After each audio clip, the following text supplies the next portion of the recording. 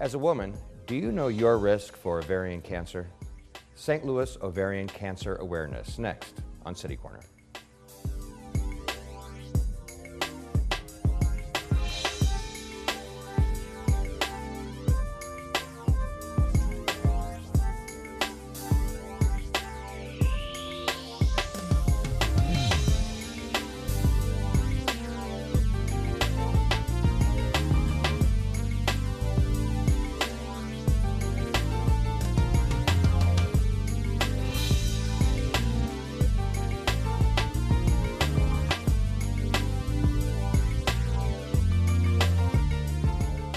I'm Steve Potter, and welcome to City Corner.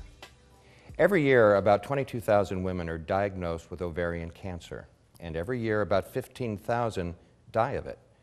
During this program, we're going to try to do our best to raise your awareness about that, and I'll share with you a little later why this topic is close to my heart. Before we do that, though, I'd like you to meet our guests. Please welcome Ina Sacker and Sandy Tolliver. Ladies, welcome to the program. Thank you. So you're members of St. Louis Ovarian Awareness, or as we call it, SLOCA, right? And September was Awareness Month, which you do every year. Was that a busy month for you, Ina? Oh my God. Beth would send out, our president Beth would send Hudson. out, Beth Hudson would send out, oh, every day, this, oh, don't forget this, we're Be having here, a meeting. be here at yeah, that time. be here now, be here now, be here now. You know, and we have amazing volunteers that make it happen. Sandy, Really. does this consume a big part of your life too? It does. I'm happy to volunteer when I can. Yeah. And You had an event down at Keener Plaza, and where you turned the water a teal color. So can you explain what that teal means? And I don't know if you can see it, but I'm wearing a St. Louis Ovarian Cancer Awareness bracelet, which is teal in color. The pen as well. So what's all that about, Ina? Teal is, you know, like other organizations have colors and the ribbons. For us, it's teal. And it's a way to bring a focus downtown. And we've got a lot of volunteers there passing out leaflets that, and it's obviously something that's of note, to bring a lot of attention to ovarian cancer and curiosity, and therefore maybe an opportunity to explain awareness and how these people that think they're going to an OB and they're getting an exam are not being tested for ovarian cancer. Yeah, there's a lot to talk about. You mentioned Beth Hudson, and we're going to talk to her in the second segment of this program, and we'll probably talk more about the organization at that time. Okay. You're here to share your personal stories, and so let me say up front that you're both ovarian cancer survivors. Yes. So, and I know these are personal things to talk about, and we really appreciate you coming to do this. Sandy, could I begin with you about your story? First, set the stage a little bit. Where are you from? Where'd you grow up? I am from St. Louis. The city? Went to Ladue High School. I grew up in that area. And at the time that I was diagnosed, I was 34 years old, married, and my son was 2 years old. Went through just maybe 6 months or longer of having problems, the typical symptoms such as bloating. I lost a lot of weight when I wasn't trying. Let my OBGYN know that I was concerned and having issues. At that time she said that it was fibroids and not to worry, you know. What does that mean really? Means that they are fibroid tumors that are non-cancerous in the uterus, and she said a lot of African American women have them, and it's not really anything to worry about.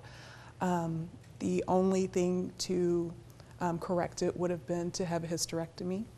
And being 34 with, you know, married only 2 years and a 2-year-old, I just chose, well, I should just deal with this, you know, deal with the pain. And I guess about 6 months later, the pain just got a lot worse. Lower abdominal pain, back pain, until it sent me to the emergency room. Ina, how about you? Where are you from? Where did you grow up? And how did this journey begin for you? St. Louis Mo, all my life. Started in U City. and raised my kids in Ladue, and now I live in the Central West End. I've sort of stayed within the St. Louis area.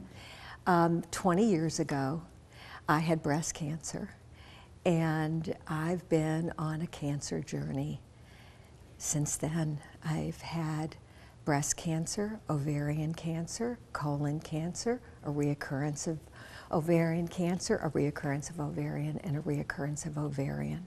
Is that hard for you to believe? Yes, I can't believe I'm still here. I have fabulous doctors, fabulous support with my SLOCA group. I have friends, family, a It's hard great to, you know, when I shrink. look at you, it's hard to, well, both of you. I mean, you look Yeah. great. Yeah, thank you, thank you. Well, in between, we try to live. In between the raindrops, I want to build myself back up and try to participate in life. I'm a BRCA1, which means that, that I have a genetic abnormality, let's call it that.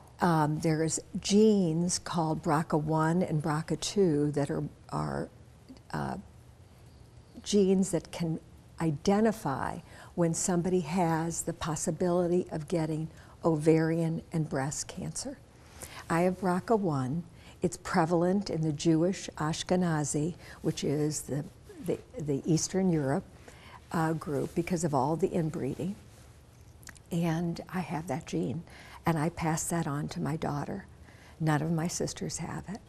Huh. And so my daughter has taken prophylactic steps and had a double mastectomy and will remove her uterus and ovaries to protect her from it's a lot to deal this. with. You know, we've come a long way in the way society, I think, looks at cancer. It used to be, you know, that word you never said. Yeah. Maybe it's still that way a little bit. Do you think, Sandy, ovarian cancer is that way? Is it something that people maybe are uncomfortable talking about at first, just because it's so personal? Yeah, it seems like a lot of the gynecological cancers and other cancers that, you know, people, it does make them uncomfortable. But I personally am happy to talk about it because it can raise awareness and help someone else. Let's go back then. When you were first diagnosed, at your young age, what did you say you were, 34. 34? Did you ever think about ovarian cancer? Was it something you even knew anything about? Where were you up here? Never heard of it, which is surprising. But yeah, at that age, I had never heard of it. I'd heard of breast cancer, of course, and leukemia. Never heard about ovarian cancer. So you had some symptoms. And did I understand you correctly? You went to your doctor, and did it not jump out at him what it was? No. Because it's difficult to diagnose, right? Yes. Not anymore. Yeah, it's difficult in the sense that even some of the gynecologists and OBGYNs may not know the symptoms or kind of dismiss it as other things. Before we go any further with your personal stories, we've got some pictures I'm going to share just of some events and things. Would you talk a little bit about the organization and about what it means to you just personally? Ida? You want me to start? Yeah. 10 years ago, I got involved. I was in the hospital getting chemo, and a group of women came by, and one of the women was named Joanne Guerrero, and at the time she did something called Healing Touch, and she did a togetherness group. Whether you were in the hospital, she'd wheel your bed into the group so that we all had some support. And there was a woman, Chris Carr, that founded, along with Grace Katzenberger, who's still alive. Chris is gone. To lobby, to get awareness. We were just a handful of people then. And over the years, slowly but surely, we've become a force of making a difference in people. Sandy, what's that group meant to you in your journey? You know, knowing the other women, other people involved with it, doing something about it? Yeah. Support, a great support system. It makes me feel like I'm doing something to help others. And it just gives me a way to kind of give back and volunteer. So it's really a great organization that's helped me personally. Why don't we, could you tell me about the symptoms? Don't they identify, I think, 4 main symptoms that they want you to be aware of, and if you have at least one of them, you should maybe you know, talk to somebody about it, right? Yeah.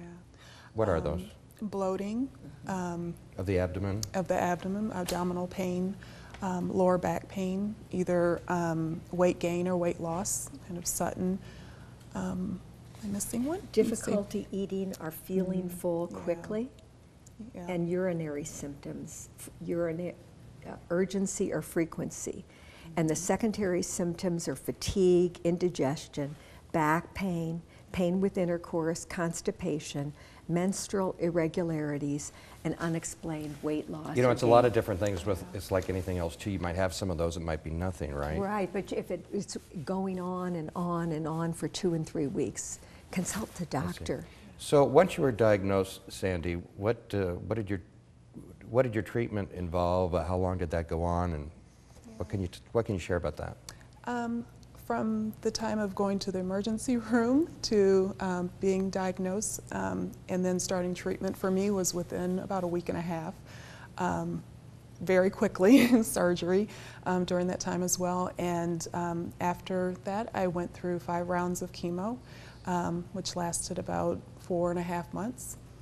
And thankfully, I haven't had any reoccurrences since then. Was it, you know, they always say that chemo can be as rough as the disease sometimes. What were the repercussions of that for you? Extreme fatigue, nausea. Did you lose your hair? Lost all my hair. Oh, no kidding. Yeah, Really? yeah. But the good thing was it was kind of a blessing in a way. Getting to experiment with new hairstyles, with wigs, things that you usually wouldn't do. I was going to say your hair looks great. Thank you. Yeah, so just kind of a different perspective on things. How about you, Ida? That same question.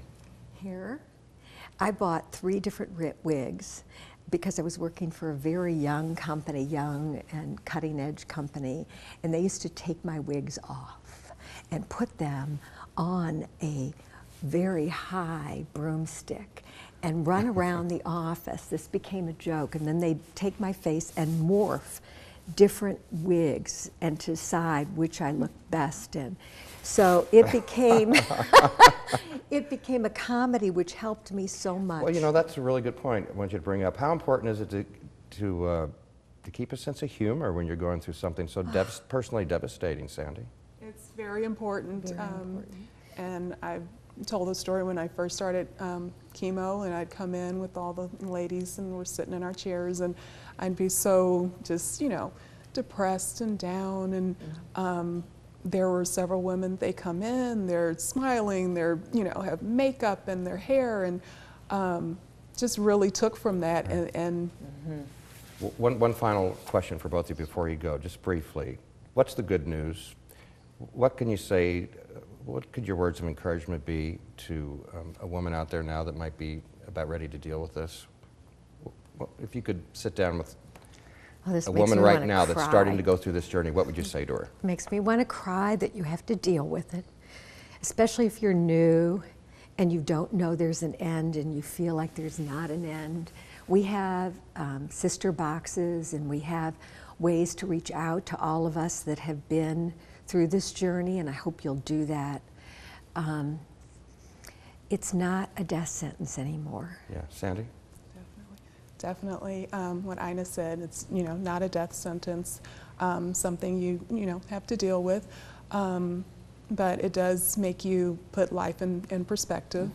Your friends, your family become even more your priorities.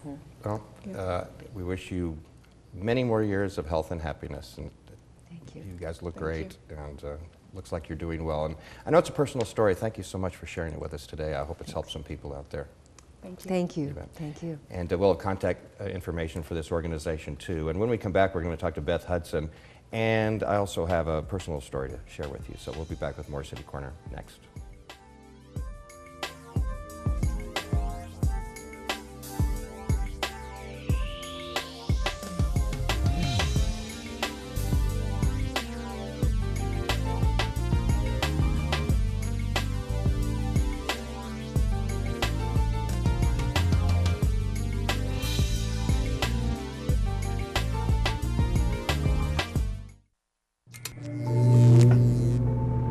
Traditional light bulbs actually generate 9 times more heat than light. Let's switch to Energy Star light bulbs and stop burning through cash. Saving energy saves you money. Since I got adopted, I've learned a lot about these humans. I know. I mean, check out these two. It's Flirt City over here. I think she's getting his number. Nice. Your human's got some sweet moves. Takes after his dog.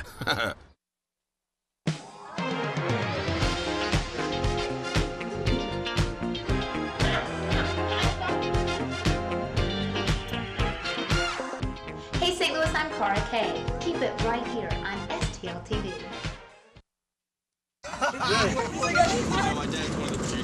The average text takes your eyes off the road for nearly 5 seconds. Stop the texts. Stop the wrecks. Visit us at stoptextsstopwrecks.org. Welcome. I understand you need a little help with your mortgage. Want to avoid foreclosure. Smart move. Candy? Well, you know, you're in luck. We're experts in this sort of thing. Mortgage, rigmarole, whatnot. Really? Absolutely. And we guarantee results, you know, for a small fee, of course. Such are the benefits of having a professional on your side. Why don't we get a contract? Who wants a contract? Here you go, Pete. Thanks, Betty. Write a toner. Sign it. Come on, sign it. Families around the country every single day, saving homes. We will talk it over with. If you're facing foreclosure, make sure you're talking to the right people. Speak with HUD-approved housing counselors free of charge at 888-995-HOPE.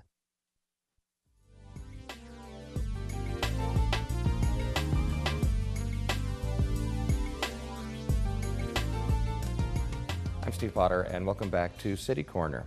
St. Louis Ovarian Cancer Awareness is our topic today. I'd like you to meet Beth Hudson, the president of that group. Hi, Beth. Hi, Steve. Good to have you here. I see you're wearing your teal sweater.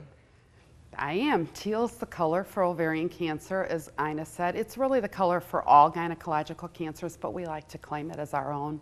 But it is also for cervical and other gynecologicals. I wish I could have been there at Keener Plaza early in September. September was Ovarian Cancer Awareness Month. And you turned the water at Keener Plaza teal. That must have been something to see. It was a fantastic event for us. We kept the water teal for a week and had a lot of people come and work around Keener Plaza passing out information. One of our members, Tina Nix, came up with the idea last year, and she went about it and got permission to do it. And sadly, we lost Tina to ovarian cancer in January. So this year was a little bittersweet for us all, just remembering Tina and the awareness that she helped us raise. Must be. And I think the group's been around about a decade, is that right?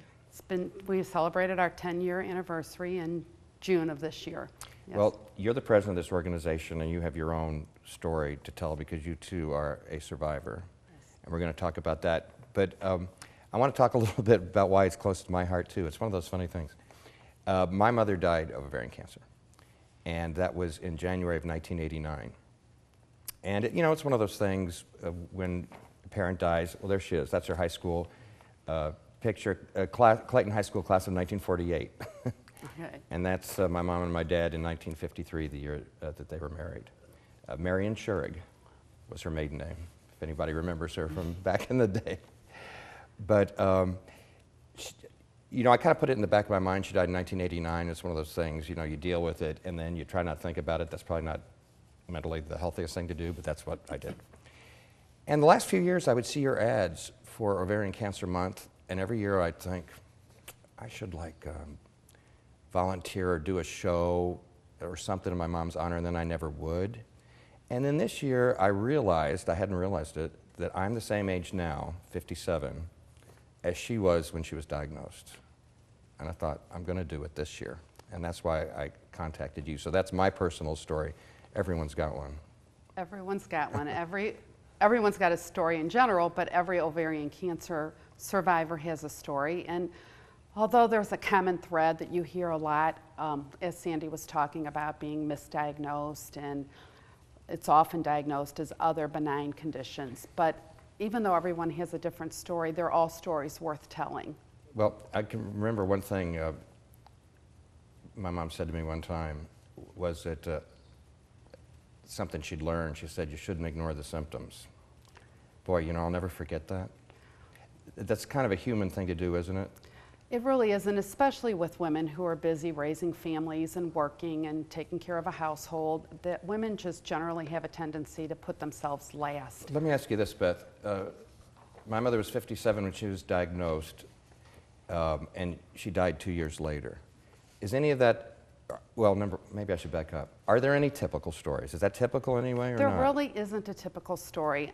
They say that most women are diagnosed between the ages of 55 and 65, but that really, we've had women in our organization who were diagnosed as young as 18. Sandy was 18. One of our members had bought a prom dress, and when she went to put the dress on 3 weeks later, she couldn't fit in it because she was bloated.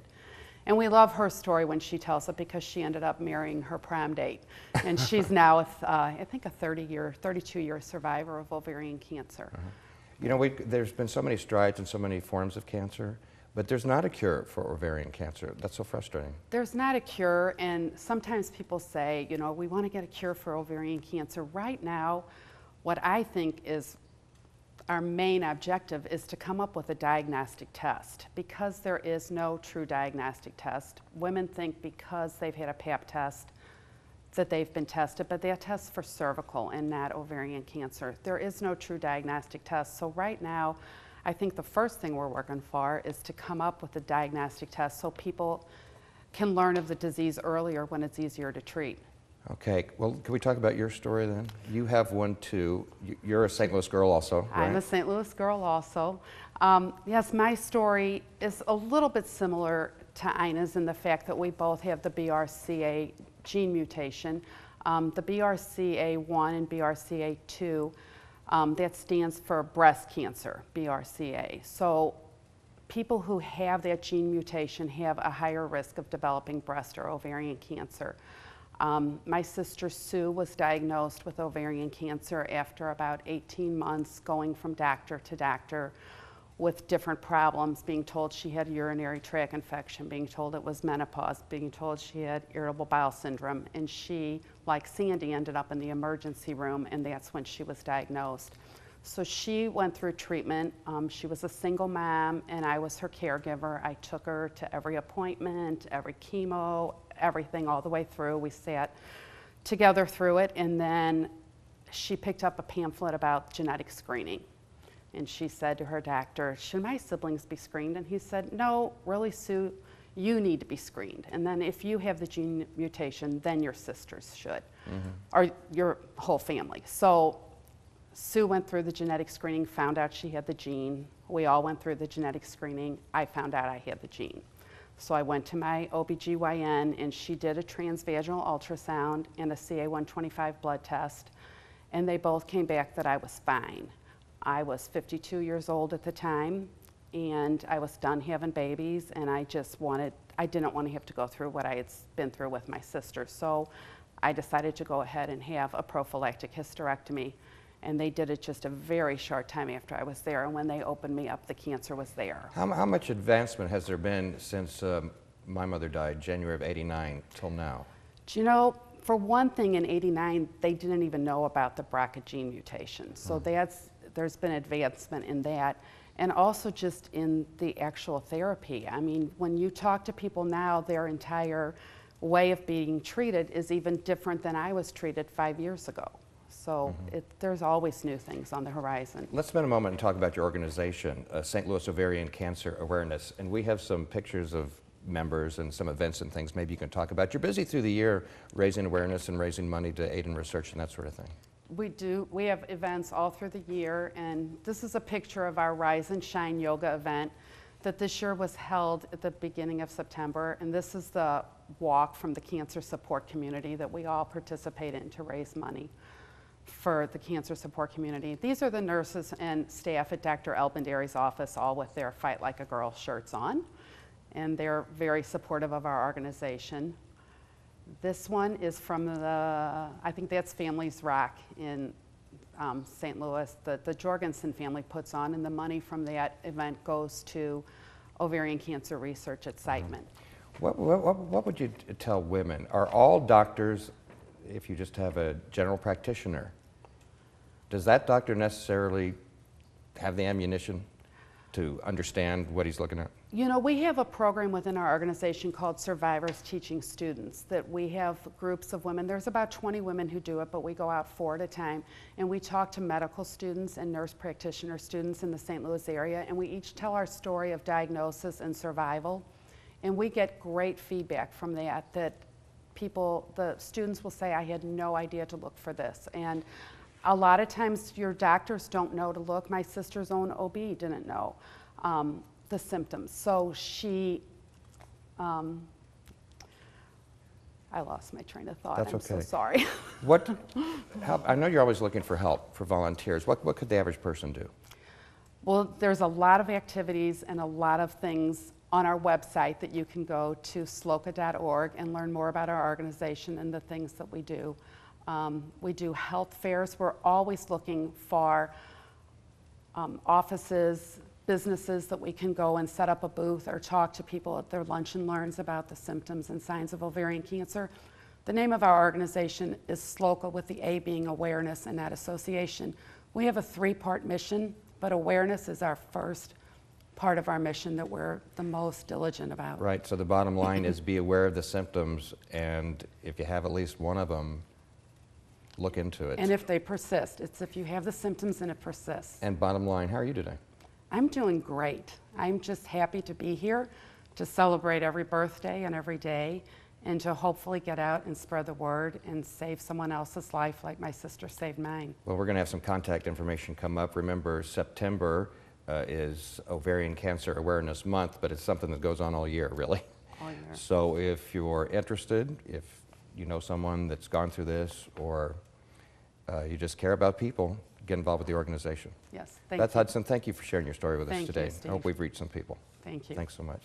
That's all the time we have for this edition of City Corner. Thank you very much for listening, and we'll see you next time. Bye-bye.